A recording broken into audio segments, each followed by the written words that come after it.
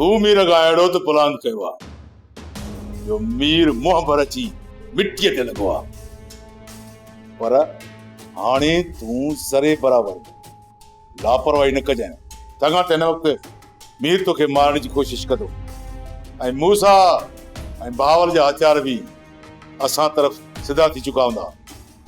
सरकार इन्हनि खे त मुंहुं ॾेई वठंदो बाक़ी मूसा ऐं बावल पहिरियों रुख मीर जो ई कंदा जेसी ताईं हू मीर खे नथा मारीनि न तेसी ताईं हू असां वटि कोन ईंदा मां बि इहो ई थो चाहियां आशू त मीर खे बहावल ऐं मूसा मारे विछनि त मीर जे खून जो केस मां उन्हनि ॿिन्ही ते दाख़िल कराए उन्हनि खे जेल हवाले करे छॾियईं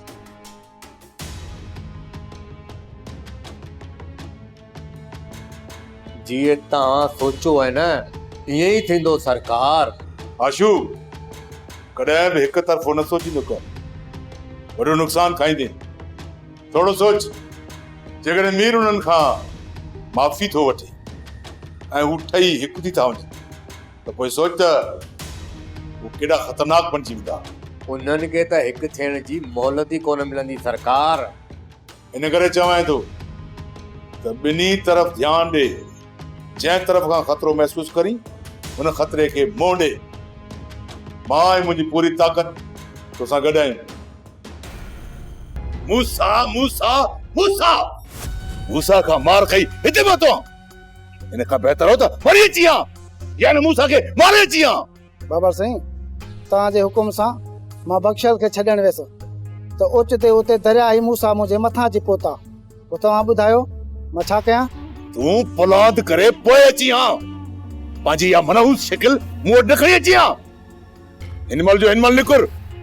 आशू खे गॾु वठी वञ ऐं हिन दरिया खान जी उतां ते हमलो करे उनखे अदमो करे अच ऐं मूसा जे लाइ इहो नियापो छॾे अच त असां ख़ामोश में हलण वारा न आहियूं ऐं न ई पोइ हिते हटण वारा मां आहियूं वञो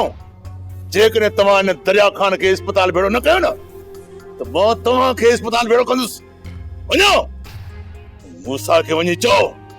असां थधे ते प्लान करण वारा आहियूं वञो